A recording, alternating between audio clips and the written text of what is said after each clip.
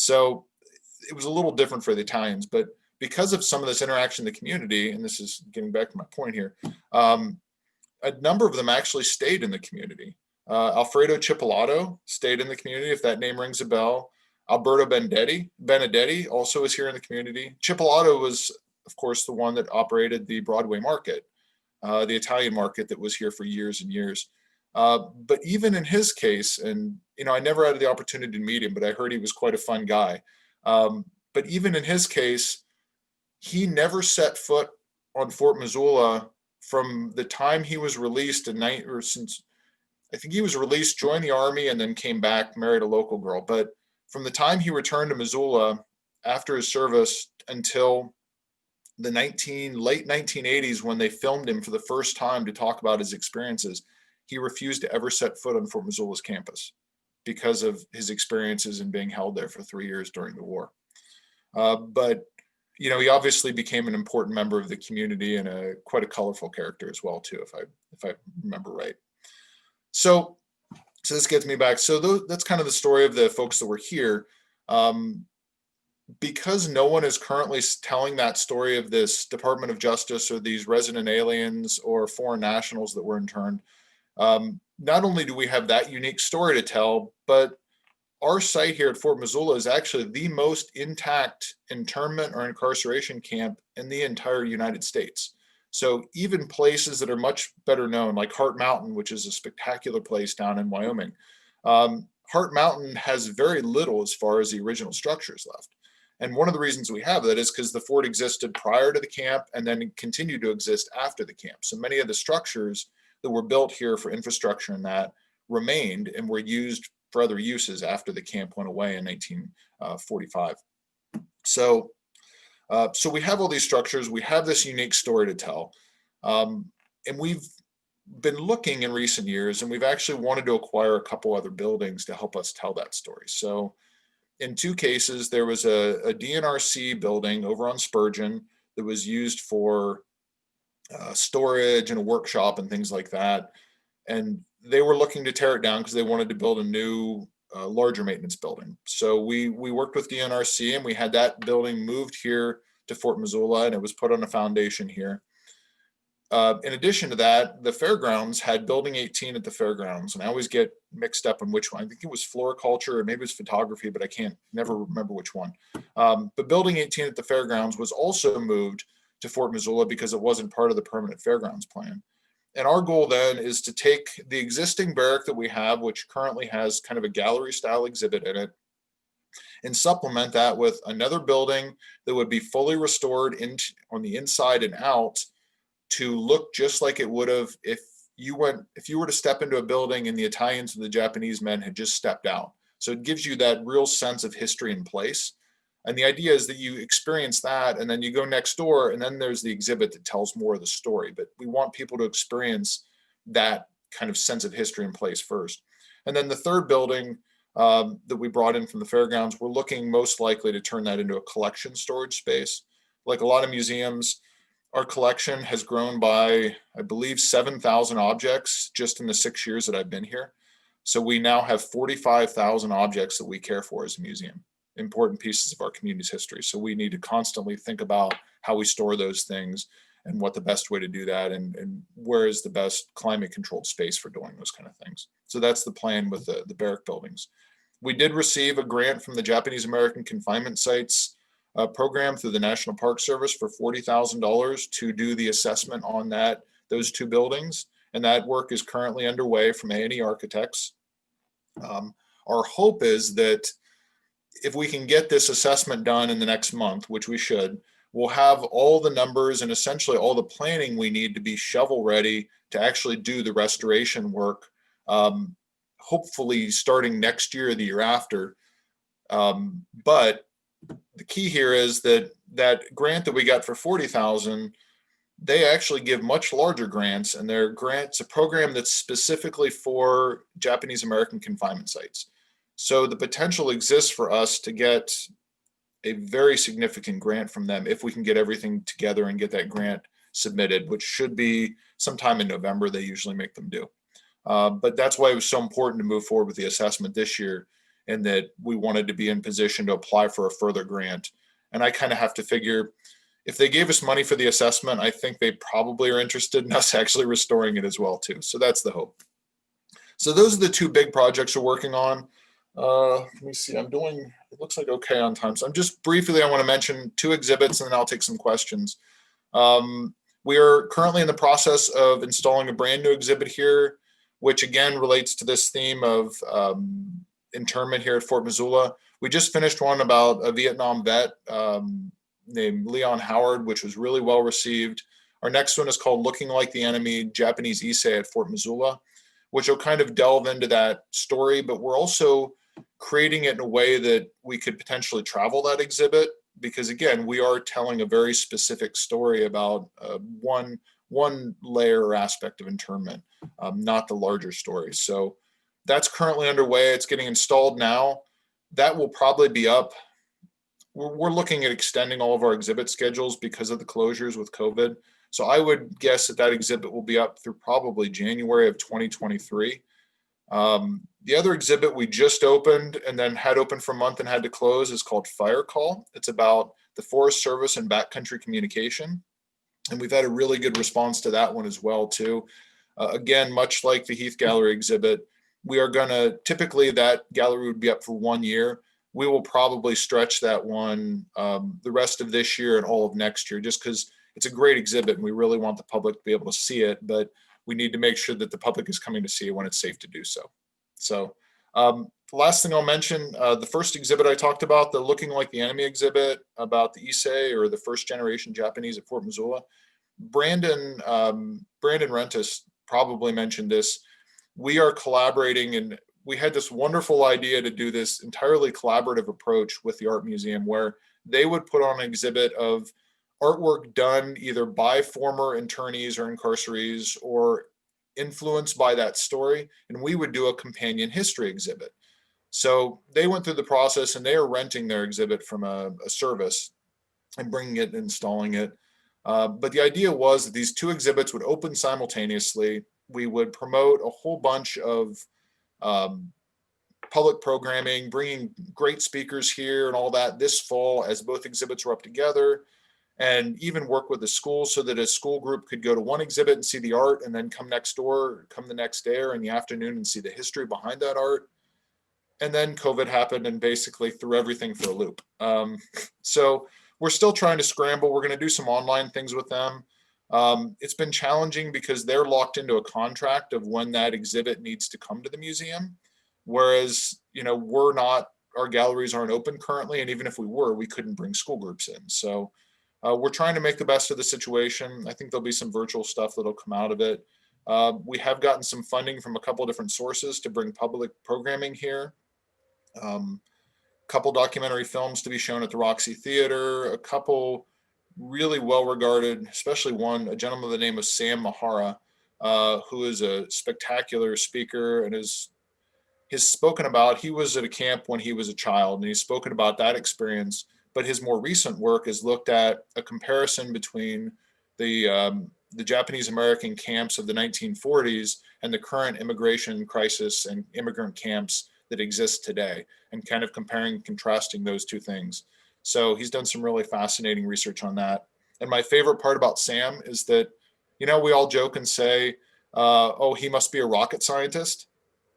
Well, Sam really was a rocket scientist. That was his job in life before he retired and started speaking publicly. So, you know, I guess I grew up with that. What, you know, the whole, what are you, a rocket scientist? Because that was the smartest person you could be. And Sam actually literally was that. So, okay. So I have chattered on at you guys for about 40 minutes or so. I'm more than happy to take any questions. If you have any questions about the museum, any of our programs, I'll even talk about funding structure and boards and all that fun stuff if you'd like to hear about it. But yeah. Lee, Oh, you're still muted, Lee. unmute yourself.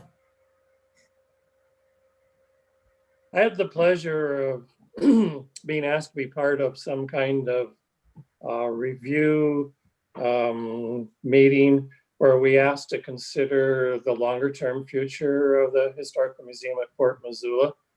I believe we met, maybe you could help me. We're up in one of the buildings where the judges' courts were.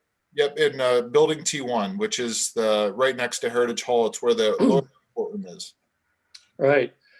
And I'm not sure exactly what our mandate was, but I remember feeling strongly my 2 cents worth of input into the meeting was to look further down the line, maybe, and instead of like a 5-year plan, but look more like a 10 or 15 or even a 20-year plan, where a much bigger physical facility could be developed. I know that you're struggling to do the best you can, and you just talked about some of the new structures you're getting, but I think our Missoula is really the center of Western Montana, and I think it would be neat for our community to, at some point, have a much larger museum and encompassed under one roof so much of the history of Western Montana, starting with Native American history, the logging, the mining, the culture, and of course, you still have your internment things, but something that reflected the importance of this community throughout its long history, and that a larger physical facility that the community could be proud of, and you could flex your muscles so much better as a museum if you had a bigger physical space for what you needed to do. Do you remember where any of that ideas went? No. So the process you were talking about was our strategic planning process, and we did seek public input on that, and a number of our different partner groups came out. And so I can gladly tell you we came up with a 3-year plan. I don't know how far we got on the 10-year plan though. And I love your idea. I think it would be amazing to have that. And I do feel as you do that we are kind of the historical agency in Western Montana. We're the largest. I mean, and it's all relative. When I say largest, we have 6 staff members, so that makes us the largest in Western Montana. But I do think we take that seriously. I mean, we talk about not just Missoula County history, but Western Montana history. And whereas you've got the State Historical Society, which does the entire state, we are definitely focused on this corner.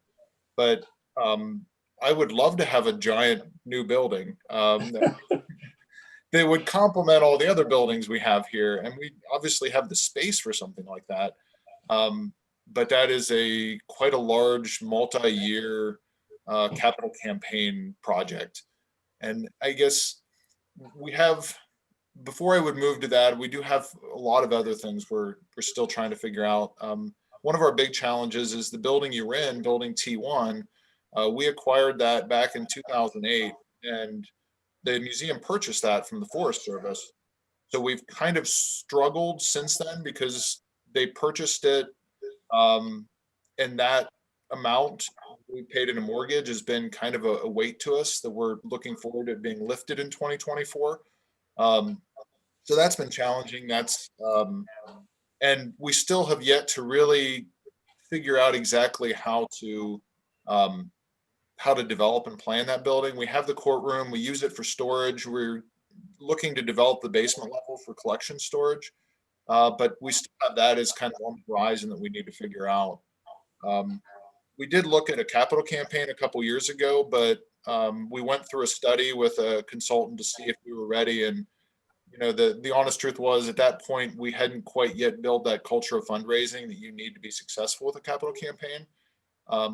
And as an organization and as the leader of an organization, the only thing worse than not doing a capital campaign is doing one and not being successful at it. We've all seen organizations that over the years have started a capital campaign, and after a year or two, they do great, and then it just kind of loses steam, and they sit there and spin their wheels at like half funded.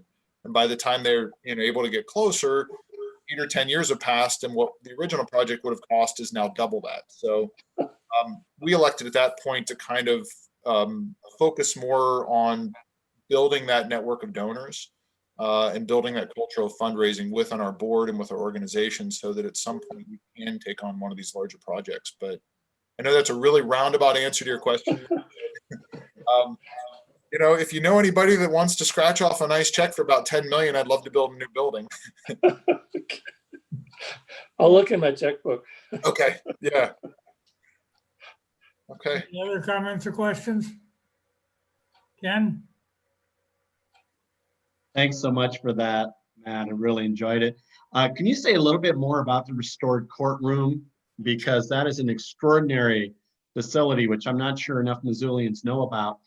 And as a follow-on, if one were inclined to provide support, financial support for the initiatives surrounding the internment camps, can you tell us the best way to support that?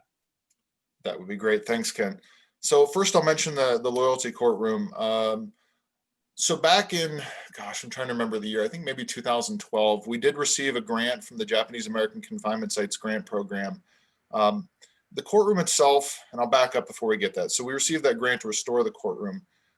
That building, our building T1, used to originally be a post chapel.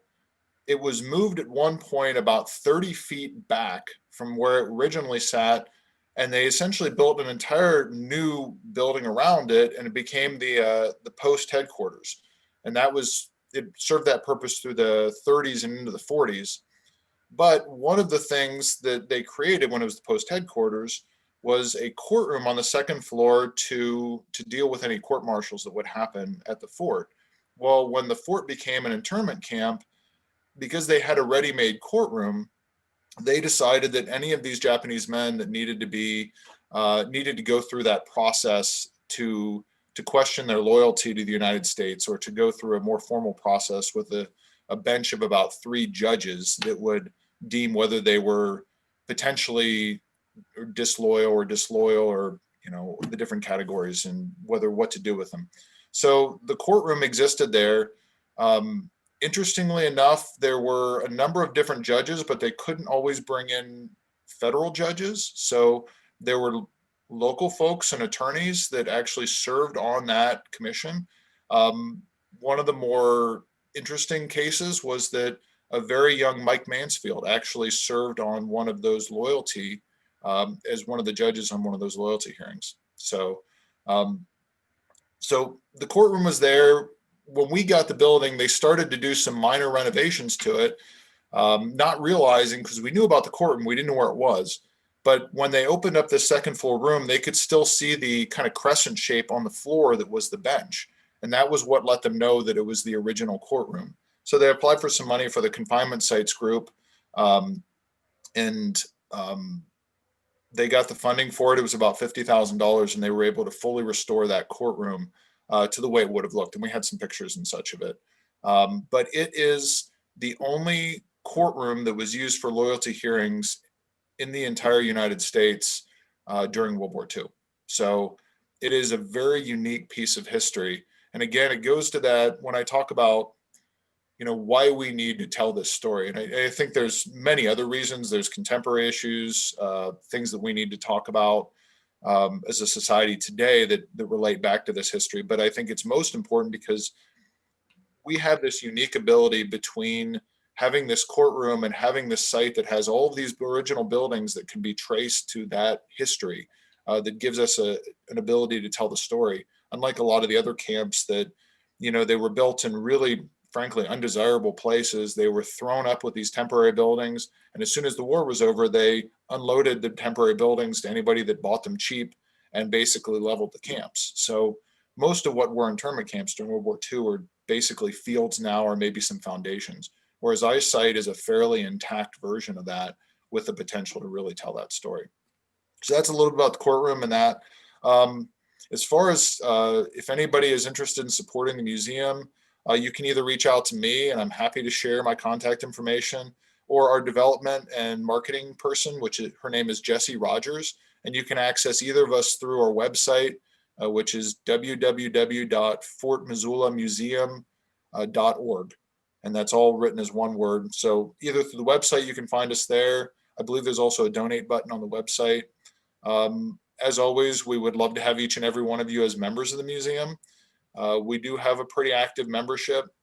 We send out 4 newsletters a year. Members get in to the events I mentioned, like 4th of July or a couple of the other special programs we do. We give free admission to members. We also have a members only newsletter that comes electronically.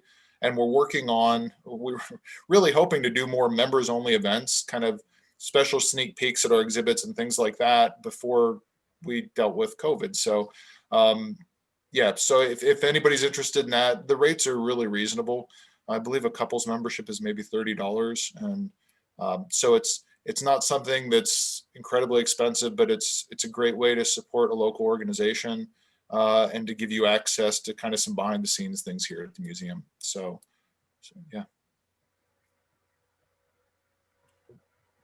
Nay?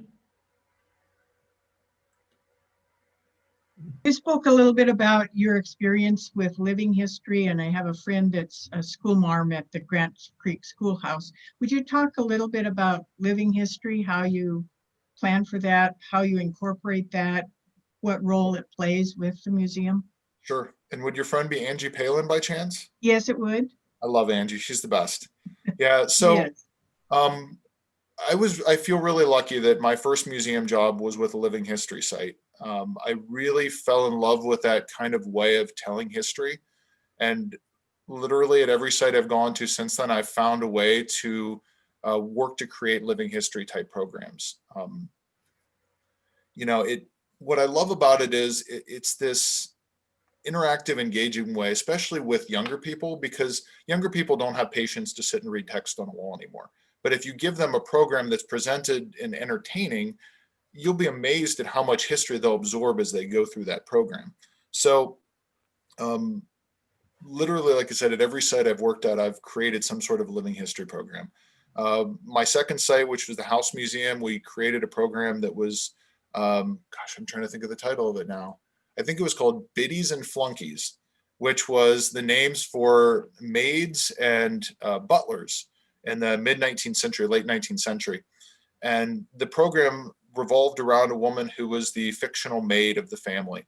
And so the concept was that she was preparing the house for a party. The family had stepped out and she was getting everything ready. And as the visitors arrived, they were arriving early for the party, and she would take them through the house as kind of a quick tour with the owners not there. And so she would talk about different aspects of the way rooms were used, what her life was like. She was a Welsh immigrant, so she would talk about those aspects. And we had a wonderful response to it.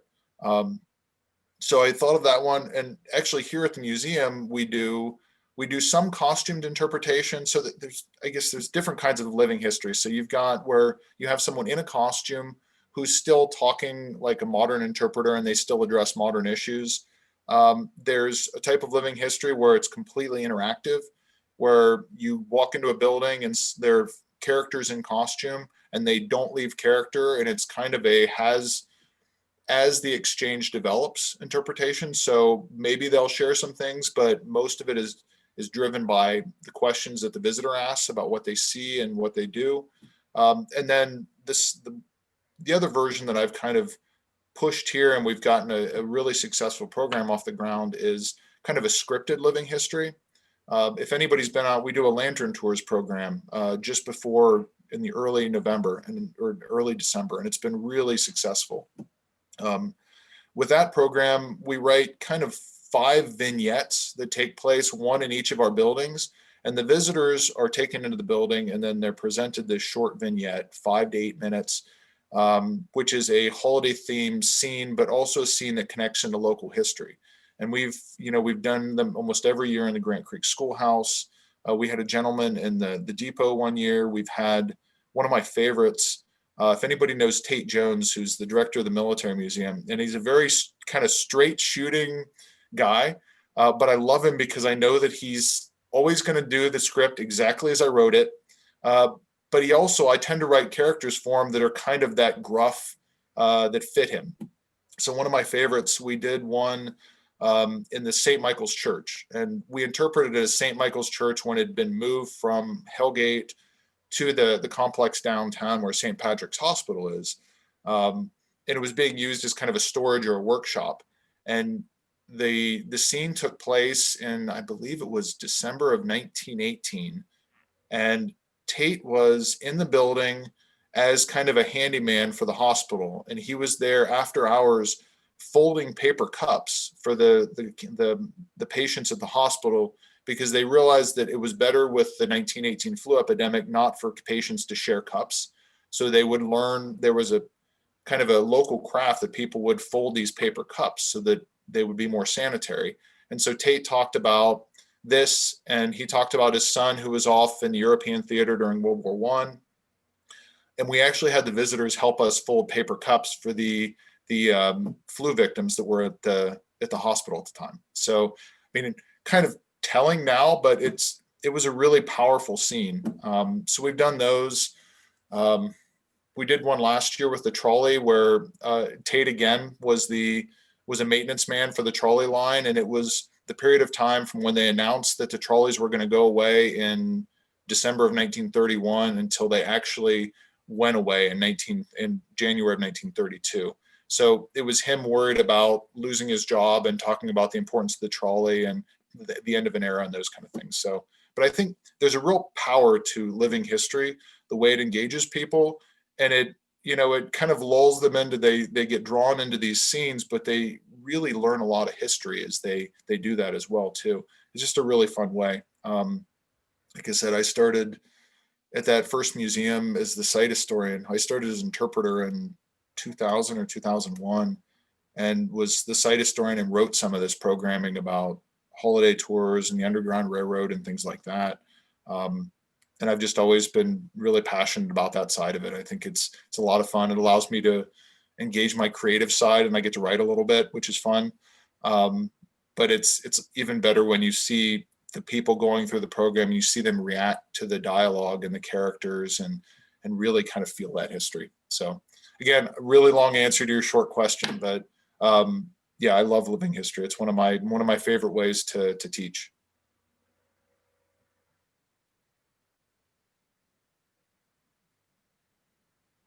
Mhm.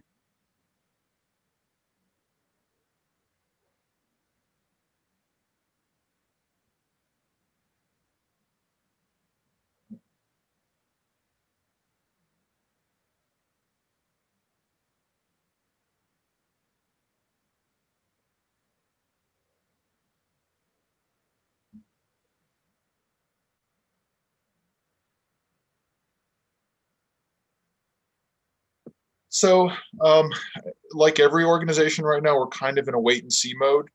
Um, I mentioned earlier, we do anticipate, normally those exhibits would only be up for about a year. We're going to push that one to a year and a half because we want to make sure we have a significant amount of time for the public to come out and see it. As far as reopening this building, a lot of it's going to depend. Once we get into cold and flu season, are we going to see a spike in cases?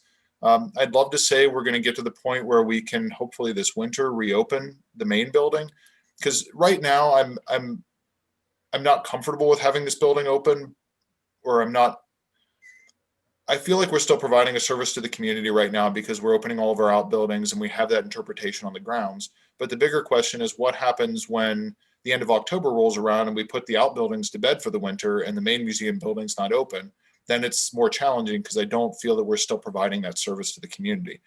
But at the same time, as part of Missoula County, and we are, in my opinion, it's up to us to set an example for other museums in being safe and keeping our residents safe as a member of Missoula County, because we do have that opportunity to seek input and seek guidance from the health department. So the long and short answer is, as soon as we can safely open, we intend to open. We just need to make sure that, we feel comfortable, the staff feels safe, and our visitors as they come in the door feel safe. Lynn, I think you had a question. Yes, thank you. Great presentation, Matt. And so in light of COVID, are you still looking do you still need volunteers for when that will happen? Seems I signed up for something several years ago when I retired, and never heard anything back. So how does one volunteer? Do you still need volunteers? Yes. And when we say volunteers, we have so many different opportunities. Everything from we have our front desk when we're open is manned by volunteers. So we have front desk volunteers. We have education volunteers, so people that assist our education director, Christiana, with public programming and school programs. One of my favorites is we have folks that are called building hosts. And a building host means you make your own schedule, usually during the summertime when the outbuildings are open. We give you a key and you actually go out and sit in a building and talk to visitors that walk in. And of course, we provide all the training for this in the background and things to read and all that. But what I love about that is that, you know, because these are historic buildings and we have 20 of them, we can't just have public wandering into every space because there are artifacts and things like that. But the beauty of the building host is if we have a person in that building, we can unlock it and take them into it and give them a greater experience when they come to visit the museum. I think my favorite example of this is the trolley barn, because the trolley barn, when we're open on a typical day, there's not somebody there. So you walk in and you look through the glass and you see this amazing trolley and this stagecoach and this fire truck. The difference is when we have a building host in that building, we open that second door and visitors actually can go in and step onto that trolley and see what it would have been like to experience that. And that's such a powerful way to interpret that history, much more so than looking through a window. But of course, as a museum, we have to balance the safety of the artifacts and our guests with that experience. But so that's why we love our building hosts, though. If we can get folks out there, we give people more access to the experiences of going inside the buildings in ways you can see inside all of them, but you can't go inside all of them unless we have somebody there with you. So those are three of the most popular volunteer opportunities. We also have countless special events, everything from helping park cars on the 4th of July to selling Pepsi to frying cheese curds to you name it. So we always need volunteers. Right now, we don't have our everyday volunteers, and we're very limited even on our collections volunteers, which are folks which help the curator with everything from inventories and cataloging and those kind of things. But to get back to your original question, the best way is to reach out to Carolyn Thompson. Carolyn is the assistant director here. She's also our volunteer coordinator. And again, you can find her contact information on our website. And you know, Jim has my email. If you'd like, you can always get my email from Jim. Send me an email, and I'll put you in touch with Carolyn, and we'll get you the information. But we're always looking for volunteers, though. I mean, it's a challenge at times to make sure that we're filling all those front desk shifts and we're getting the buildings open, and then obviously all the different special events. We have, as I mentioned earlier, we have a staff of 6 full-time people and 1 part-time maintenance guy. And you know, we do all the events, open the museum, and everything else we do, mainly because we have amazing volunteers that help us with that.